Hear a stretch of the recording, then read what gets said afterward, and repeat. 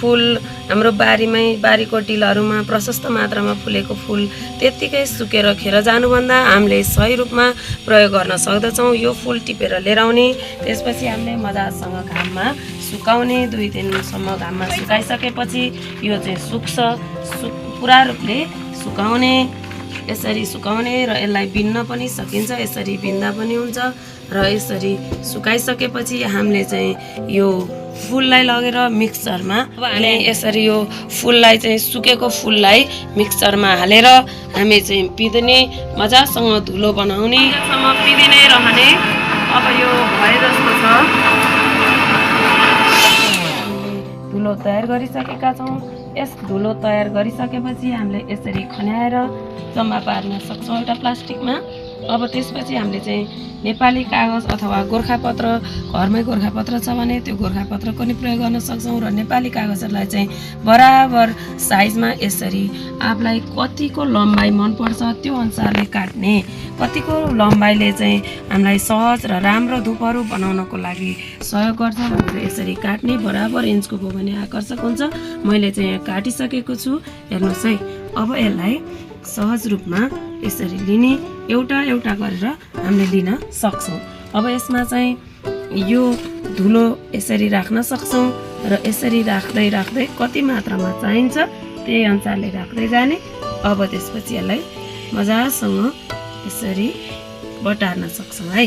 अब हेर्नुस्, अब बटार्न पनि कसैलाई आउँदैन भने एउटा चाहिँ देब्रे साइडबाट र दाहिने औँला चाहिँ दाहिने साइडबाट।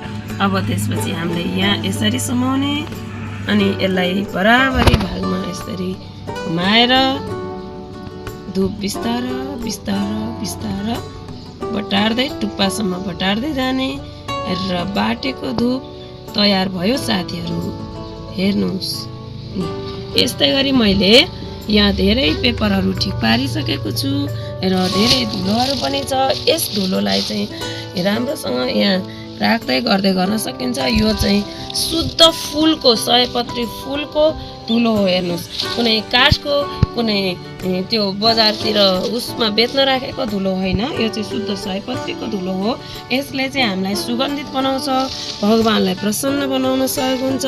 अनि त्यसपछि हामीले चाहिँ सिन्के धूपको प्रयोग गर्नाले हामीलाई विभिन्न किसिमको क्यान्सर जस्तो भयावह रोगहरू लाग्ने गर्दछ। यो भयावह रोगहरूबाट बच्नुको साथै हामीले पैसाको पनि सदुपयोग गर्न सक्दछौँ। पैसा पनि बचत भयो र अर्को कुरो घरमा बाल्नुको साथै हामीले चाहिँ बजारमा लगेर बेच्न पनि सक्छौँ। बजारमा बेच्दाखेरि साथीहरू यसरी हामीले चाहिँ मुठा मुठा बनाएर तयार पारिरहेका छौँ। अब यसरी तयार पारेपछि मैले चाहिँ यहाँ प्लास्टिकमा यसरी राख्ने गरेको छु। यसरी राखेपछि हेर्नुस् त, बजारमा सहज रूपमा बेच्नको लागि तयार हुन्छ। तपाईं हामीले पनि सहज रूपले घरमा बसी बेरोजगारीलाई रोजगार दिने सुवर्ण अवसरको रूपमा पनि लिन सकिन्छ। यसमा चाहिँ धेरै खर्च नलाग्ने, सुपथ र सहजै पैसा कमाउन सकिने एउटा उपायहरू मध्ये यस बाटेको धूप पनि एक प्रमुख रहेको छ।